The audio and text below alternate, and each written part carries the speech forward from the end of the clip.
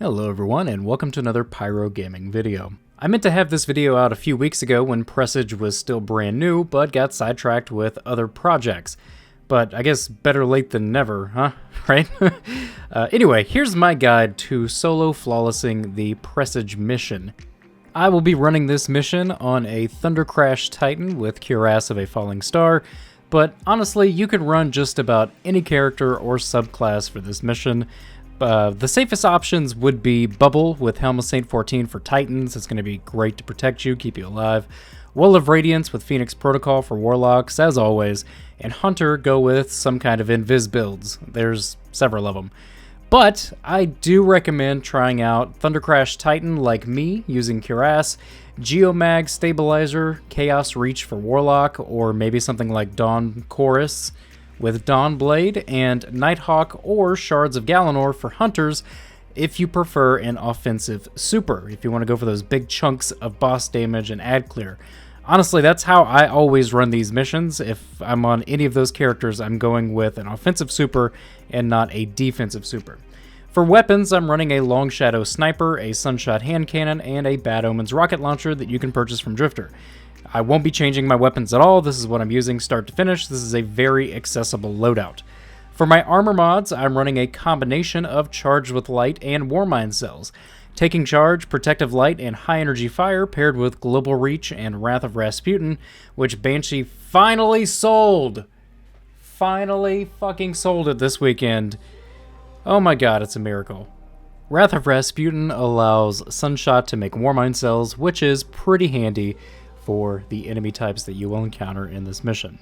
For these opening areas, you'll pretty much just follow where I'm going and pulling various levers, shooting spores, and destroying fuses to open doors and get through barriers. This opening part is mainly just a maze that you got to get your way through. There's no real strategy here other than watch out for screebs and time your jumps. See in the video where I stop to deal with screebs so you aren't surprised by them and accidentally run into a big group of them. As always with YouTube, you can slow down the speed of the video in your video settings if you want a more realistic, I don't know, speed of me going through this stuff. I'll talk to you when we get to the next area.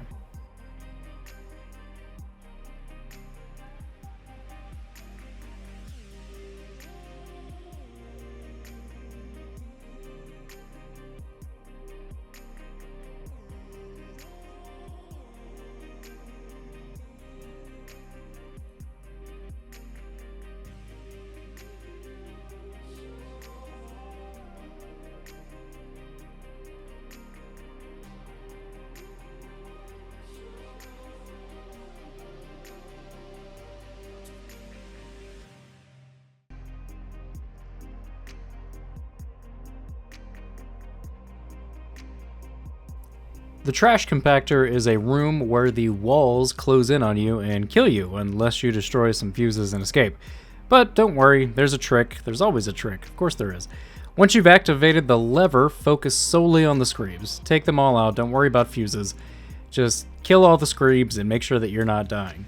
Once all the screebs are dead, again, don't worry about fuses. Head to the very back of the big trash can, directly opposite the lever that you pulled to start the encounter, and look up and walk forward. Keep holding forward until the walls push you upward and then retract. Then you're back to 1. This resets the encounter, and you can now safely destroy the fuses without the screebs to worry about. Destroy all the fuses and look for the hatch that's lit up to escape. Easiest way to find the fuses, jump up in the air and look down and look for the little glow. Once you've escaped the trash compactor, you'll follow the path I'm on and clear this first set of ads. There isn't anything major here, just a few chieftains with void shields, and some of those flamey lantern douchebags that always run up and like spin the lantern around and slap it on the ground like, ah, fuck you, and all that stuff. Once everything in this room is dead, you can continue on to the next encounter, and that is where I will talk to you next.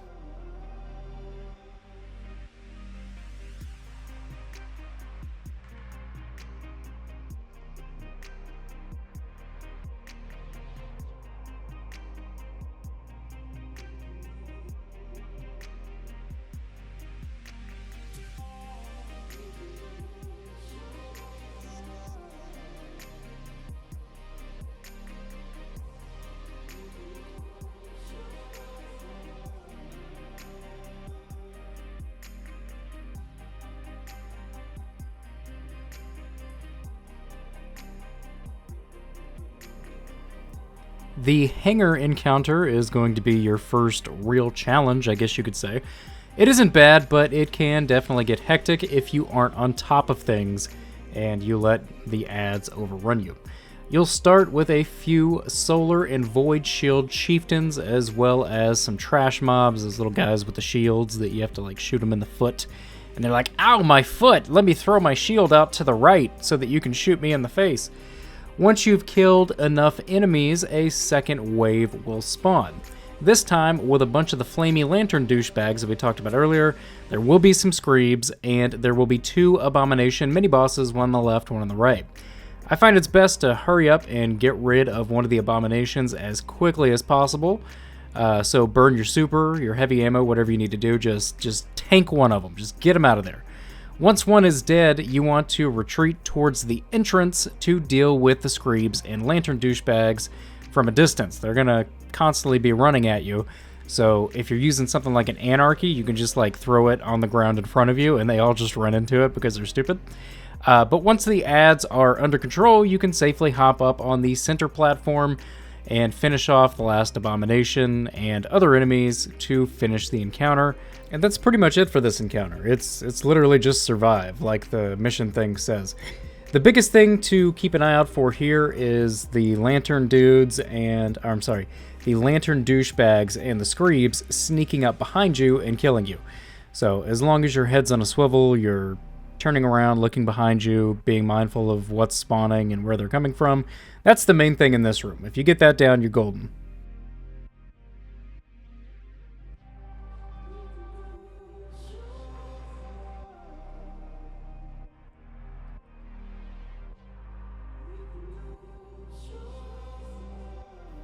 The next portion is basically just running, jumping, pulling levers, and shooting fungi. There isn't really anything special here that requires explanation, so I'm just going to speed the video up until we reach the final boss. But remember, you can always click on video settings on YouTube and slow the video down on your device if I'm going too fast in the game footage and you get lost. I also will let you know that you will have little pockets of ads scattered about this section, so be mindful when entering new areas. Again, just watch the video and you will see where those ads are, so they aren't a surprise. I will talk to you when we get to the final boss.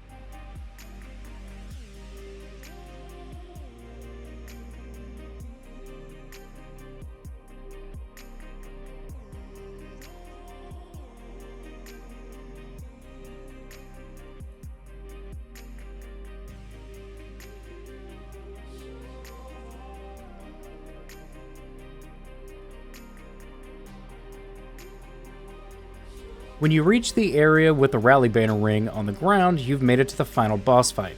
It isn't a difficult fight if you understand how it works. You'll essentially have 4 damage phases. One phase to start the encounter up top where it's just you and the boss, and then he will teleport down below and you will have 3 phases on the bottom level. I prefer running an offensive super here, your Thunder Crash with the Cuirass of a Falling Star like I'm using now, Nighthawk Golden Gun or Blade Barrage, Shards of Galanor, or Chaos Reach with Geomax Stabilizers, or Dawnblade with Dawn Chorus. I try not to spend much time down below, that's why I like these big burst damage supers. For Wave 1, you will have 3 Solar Chieftains spawn up top with some trash mobs around them. Kill everything and pull the levers on both the left and the right sides of the room. And then you'll need to pull the lever inside the back room. If you pull the lever inside the room first, you will die. If you pull it second, you will die. You have to pull it last. So get left and right first, and then go get the one inside the room. Be sure to kill the ad in the room before entering, because the fire almost kills you to deactivate it. So if you go in there and take damage, and then have to stand in the fire, you're gonna die. Once all 3 levers have been pulled, you can now drop down to finish off the first third of the boss's health. That first chunk, if you look, there's little lines in it. You gotta do 3 damage phases down there. Once you are done taking off the first third of the boss's health, the room turns red and will burn you if you don't return to the top. So always stay by and exit whenever you drop down. Wave 2 is pretty much identical to Wave 1. Kill all the enemies, the chieftains and his little buddies. Pull the 3 levers and be sure to pull the fire room last. Then drop down for the next third of the boss's health. This wave will also spawn enemies up top during the boss fight, so watch out for those.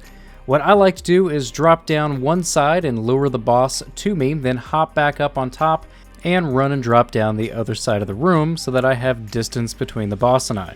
When you do this, just be mindful of the ads that will be spawning up top. They do hurt. For Wave 3, you'll have more ads up top, including Screebs and Lantern Douchebags.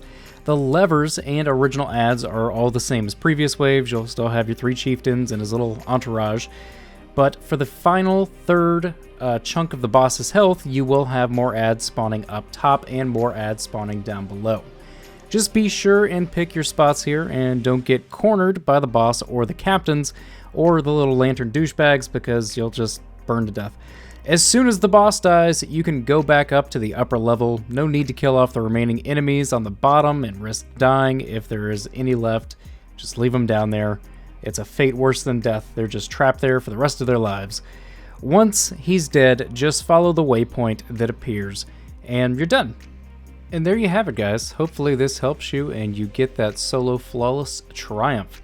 It doesn't come with an emblem, unfortunately, like Pit of Heresy does, or Shattered Throne, or anything like that. But it is still fun and a great intro to this type of solo PvE challenge. Drop a comment in the box below and let me know what your preferred loadout is for this, and I will talk to you guys in the next video. But if you enjoyed this video, click like. If you're new to the channel, click subscribe, and if you're already subscribed, I fucking love you. Thank you guys so much for watching, and take care.